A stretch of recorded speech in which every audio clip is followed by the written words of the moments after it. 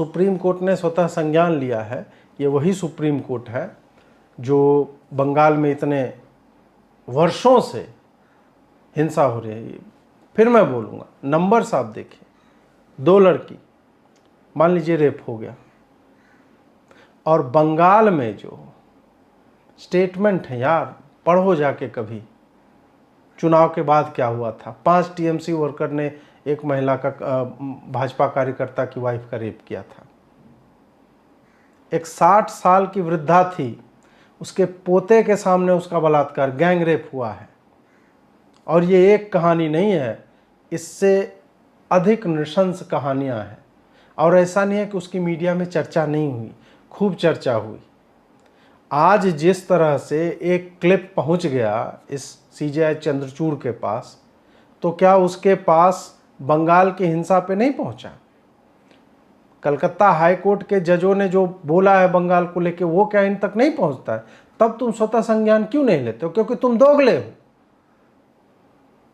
यह supreme court की विशुद्ध दोगलई में आता है और कुछ भी नहीं है ये। और तुम क्या बोल रहे हो कि सरकार कुछ करे वरना हम एक्शन लेंगे। तुम क्या एक्शन ले लोगे?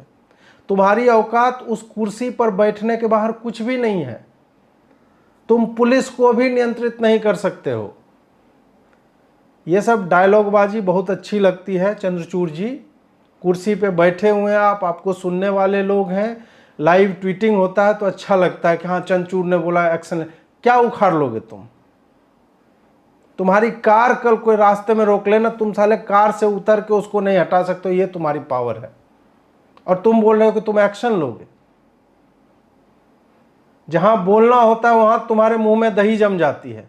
और आज तुम बता रहे हो सरकार कुछ करे नहीं तो हम एक्शन लेंगे। तुम्हारे हाथ में कुछ भी नहीं है। यह तुम्हारे लिए सकारात्मक रूप से कार्य कर रहा है कि ये जो सरकार है वह सुप्रीम कोर्ट को थोड़ी बहुत इज्जत देती है, सम्मान की दृष्टि से देखती है, और तुम्हारी हर बात को, तुम साला चीता मर रहे हो उस पर चिंतित हो। 67,000 केस सर रहे हैं तुम्हारे यहां पे, लंबित हैं। हर दूसरे राज्य में नरसंहार हो रहा है, पॉलिटिकल वायलेंस हो रहा है, उस पर तुम्हें कुछ नहीं बोलना है क्योंकि मरने वाले भाजपा के। तुम्हारे जज नुपुर शर्मा को जो है कन्हैया लाल की हत्या का उत्तरदायी बता देते हैं। इतने आउट ऑफ टच हैं विथ रियलिटी। और तुम बोल रहे हो कि सरकार एक्शन ले, नहीं तो हम एक्शन ले लेंगे। अपने आप को अपने कुर्सी से बड़ा मत समझो। तुम्हारे हाथ में कुछ भी नहीं है। अगर सरकार चाहे ना, तुम्हारा एक निर्देश नहीं मानेगी, तुम क्या कर लोगे? सड़क पे जाके डीजीपी को धमकाओगे या पुलिस को बोलोगे मणिपुर में जाके कि मैं बोल रहा हूं तुम काम करो? पुलिस तुम्हारे हिसाब से चलेगी? कभी सुना है?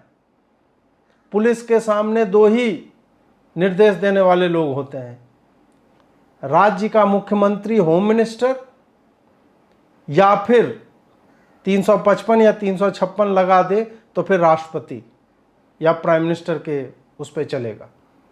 सुप्रीम कोर्ट और न्यायपालिका उसमें कहीं नहीं आती है। तुम जो ये डायलॉगबाजी कर रहे हो ना, तो तुम्हारे घर के लोग बड़े प्रसन्न हो जाना, अरे गजब, मतलब क्या बोला तुमने आज, तो मतलब एक चुम्मा ले ले राजा जी बन जाई जतरा। ये 4 तुम्हारे आसपास के लोग बोल देंगे, वामपंथी बड़े प्रसन्न हो जाएंगे, अरे पेल दिया चंद्रचूड़ ने। Beyond that you hold no water. तुम्हारी कोई औकात नहीं है। और ये जो तुम कर रहे हो, बार बार मैं बोल रहा हूं, दोगलापन है तुम्हारा।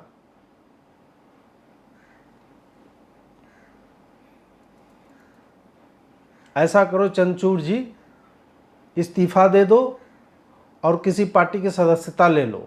अभी इंडिया वाला गठबंधन भी बना है, उसमें चले जाओ। 2024 इलेक्शन अगर मतलब लड़ने का है, तुम्हारी मंशा है, तो फिर कर लो यार, अभी कर लो, अभी सही मौका है। प्रधानमंत्री कैंडिडेट भी उनके पास नहीं है, और तुम्हारी बहुत लालसा है ना ये सब संचालित करने की, चलाने की। बन जाओ उनका प्रधानमंत्री का कैंडिडेट, INDIA वालों का। और हाँ, अगर तुम्हें लगता है कि नहीं नहीं अजीत जी मेरी ऐसी कोई इच्छा, मैं तो ये मजे मजे में बोल देता हूँ, मुझे अच्छा लगता है, थोड़ी मतलब कवरेज हो जाती है तो आनंद हो जाता है, तो यार स्क्रिप्ट राइटर बन जाओ, 2-4 पैसे और साइड से कमा लोगे। मुझे पता है कि जज लोग आरटीआई के दायरे से, वैसे भी तुम लोग बाहर हो। कैश में, काइंड में क्या क्या होता है जुडिशरी में सबको पता है। हर वो व्यक्ति जो किसी ऐसे जज से जिसका पाला पड़ा हो, डिस्ट्रिक्ट कोर्ट से लेकर सुप्रीम कोर्ट, सबको पता है यार। हम सब जानते हैं। कितनी बातें करूं तुम्हारे कोर्ट के बारे में, तुम्हारी न्यायपालिका की सड़ांध के बारे में। कल को एक एक्सप्रेस ट्रेन लेट हो गई, तब तुम्हारे जज साहब 78 बार उसमें my lordship, his lordship, his लहसुनशिप। तुम लोग समझते क्या हो अपने आप को भाई? कश्मीर पे तो इतना बड़ा नरसंहार हो जाता है, लाखों लोग विवश हो जाते हैं घर त्यागने को, एथनिक क्लिंजिंग होती है, और उनके आरोपित, ऐसा तो है नहीं कि 30 वर्ष में सब मर गए होंगे। वो अपराधी आज भी घूम रहे हैं मुक्त होकर के, और उस पर तुम बोल रहे हो नहीं, जख्मों को कुरेदने का क्या फायदा। यहां दो के साथ कुछ होता है तो तुम स्वतः संज्ञान लेने लगते हो। यही तुम्हारी सच्चाई है, एग्जैक्टली यही है। तुम्हें 4 वर्ष की बच्ची के रेपिस्ट में फ्यूचर दिखता है। क्यों दिखता है सबको पता है। पैसे खाना, इधर उधर से मतलब सबको पता है यार। मुंह मत खुलवाओ मेरा। इवन यू नो, आप ईमानदार हो सकते हैं, बड़े सत्यनिष्ठ हो सकते हैं, लेकिन आपके पीछे के लोग और आपके साथ बैठने वाले लोग कितने करप्ट होंगे, उस पर एक मतलब आरटीआई लगाने दो ना। हमें बताओ उसके बाप की संपत्ति, उसके बेटे की संपत्ति, उसकी संपत्ति, बीवी की संपत्ति।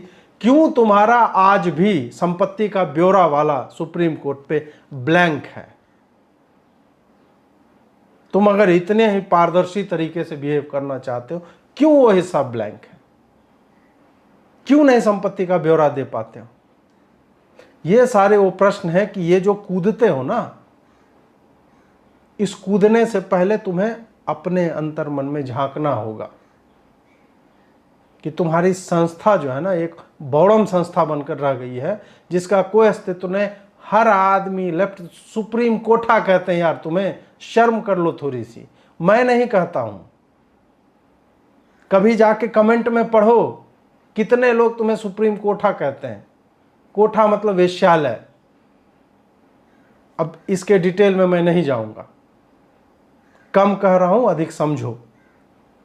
स्क्रिप्ट राइटिंग ले लो यार, राहुल गांधी ये सब का स्क्रिप्ट लिख दिया करो, बहुत कमी है। तो ये मतलब highly playing to the gallery और पॉलिटिसाइज करके तुम्हें इस तरह के बयान देने हैं जो तुम्हारे अधिकार क्षेत्र में है ही नहीं। ये भी कर लो यार, 10-50 रुपये कमा लोगे, घर चलेगा तुम्हारा। हम लोग तो इस बकरी से तो कम से कम बच जाएंगे ना, जो हमें हर तीसरे दिन झेलनी पड़ती है।